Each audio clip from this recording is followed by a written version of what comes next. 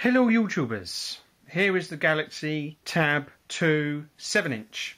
It had ice cream sandwich on it and I've recently upgraded it to Jelly Bean. What I thought I'd do is take you through the changes that I've noticed and then tell you what I think of it overall. Here we have the lock screen. As you can see, there's this ticker tape here with the news. You've got your widgets there and you've got the weather and your clock there. Basically it's pretty much, I can't really see that much difference between the lock screen with ice cream sandwich. I think the ticker tape might not have been there. I think there might be one thing that wasn't there before. I'm not really sure because I didn't really use much on my old lock screen anyway. Right, let's have a look at the changes, shall we? First off, one addition is this gorgeous clock widget, which I absolutely love. If it had had a battery percentage on it, then that would have made it absolutely perfect, but I really like it. It changes with the weather and what time it is during the day, and it is just absolutely brilliant, and I really like it. So that is one widget that you get. Changes in the screen overall, the screenshot's gone, but I found that if you press the power on button with the volume down button, it will do your screenshot, and then there it is, and you just click on that and you get this choice instead now. It says just once or always, which is the difference, and then there you have it. Then if you press delete, this comes up and they've changed this around for some reason. So I've been pressing cancel quite a lot, which has been slightly annoying.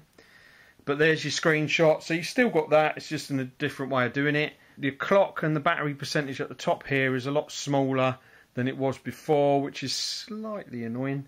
And it's one of the reasons why I've got a battery app now and I use this clock, because I can't really see what's going on at the top here.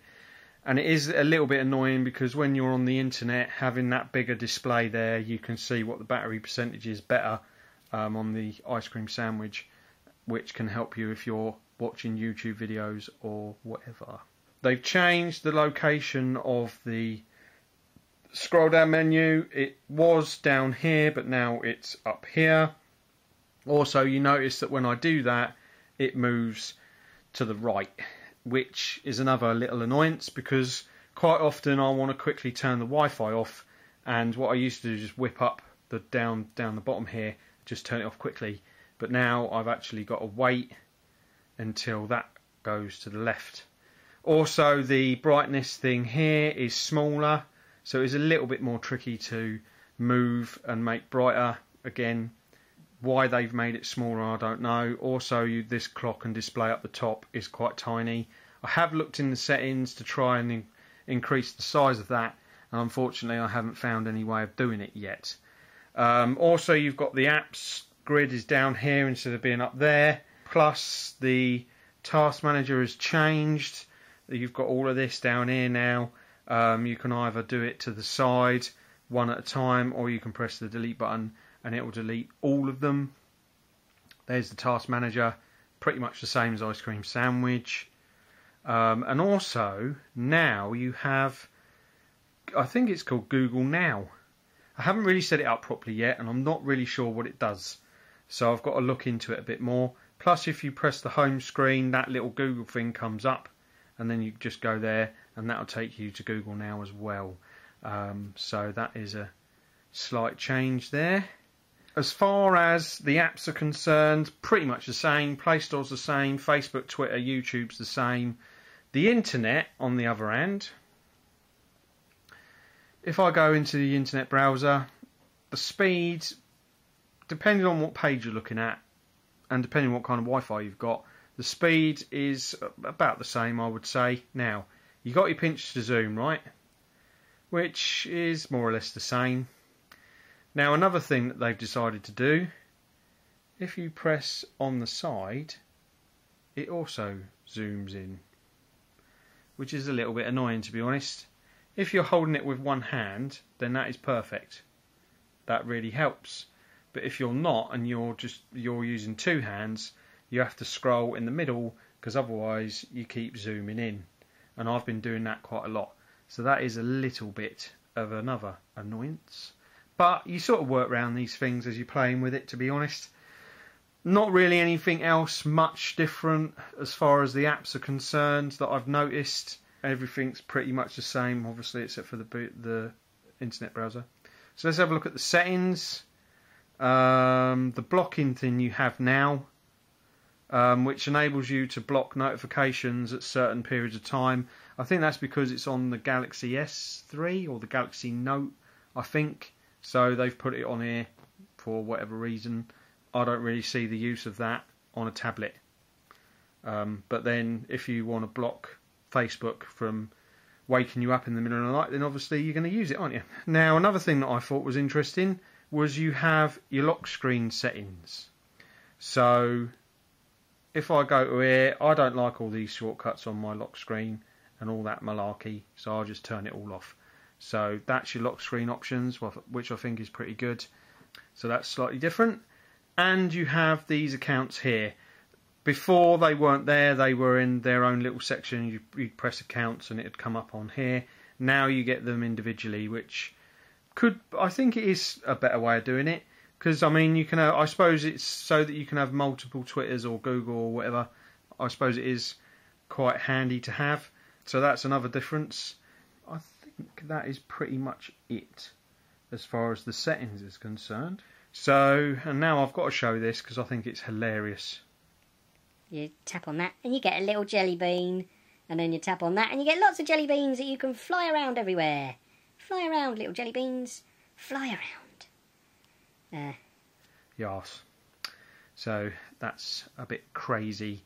So there you go. That's pretty much all of the changes that I've noticed. I haven't seen any major changes as far as the camera's concerned. But then I didn't really use the camera on this that much anyway. I think the panorama might be slightly different.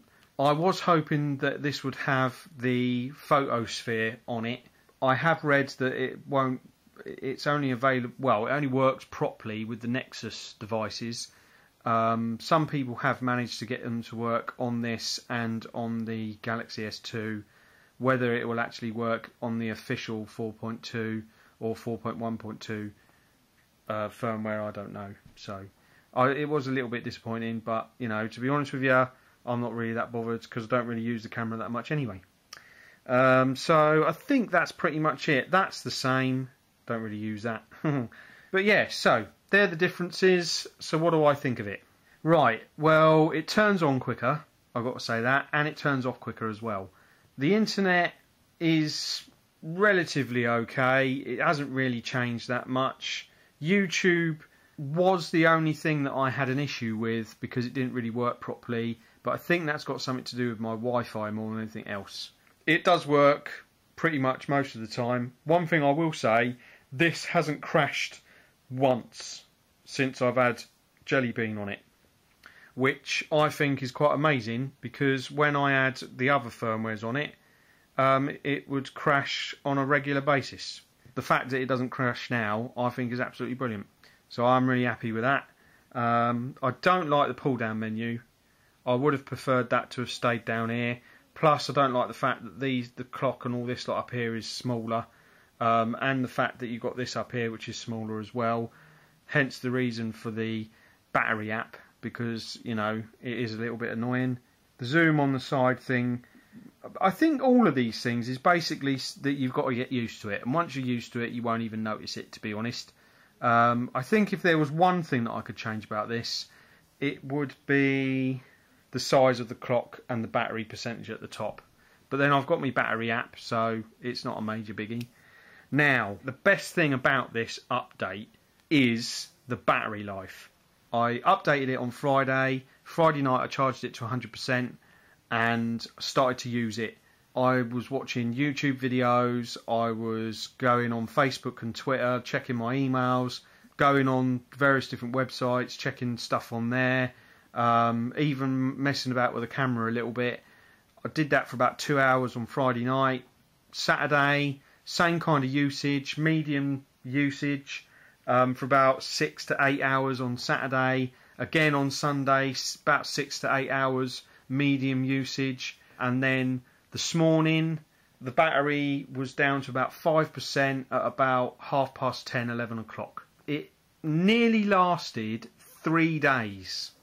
Now before, same usage on ice cream sandwich, I'd be lucky to get 2 days out of it. In fact, before I upgraded it, I was getting about a day and a half out of it, and I was having to charge it every day and a half. So the battery life has nearly doubled since I've done the update on this, which I think is absolutely brilliant. I'm really liking the Jelly Bean upgrade. Once I sort of get used to the little oddities of it, I think it's absolutely brilliant. So if you're thinking about upgrading to Jelly Bean, don't think about it, do it.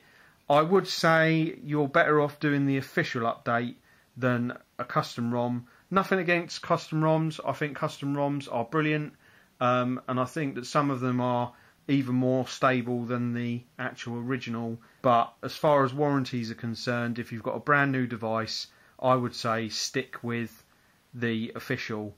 But then if you're into doing your ROMs, then take no notice of me. I only stick with the official because while I'm still in the warranty, if I do need to return it at any point, then I can do that without having to worry about it. But as far as you guys are concerned, you can do what you like. But as far as I'm concerned, this has been the best update so far. Like I say, I haven't had any crashing issues with it, and it's been working brilliantly ever since I updated it. So I'm a very happy bunny. Yes.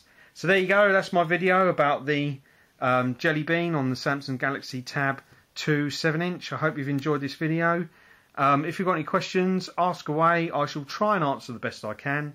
But I would say if you need any technical questions, then head over to XDA-developers forum. They've got shed loads of stuff over there, and they've got a lot of people that are dealing with all the development side of this, and they'll be able to help a lot better than I could ever do. I'll probably put a link in the description to their forum so that you guys can have a look for yourselves. Okay, well that's enough from me. Hope you've enjoyed this video, and I'll do some more later on. Bye bye for now.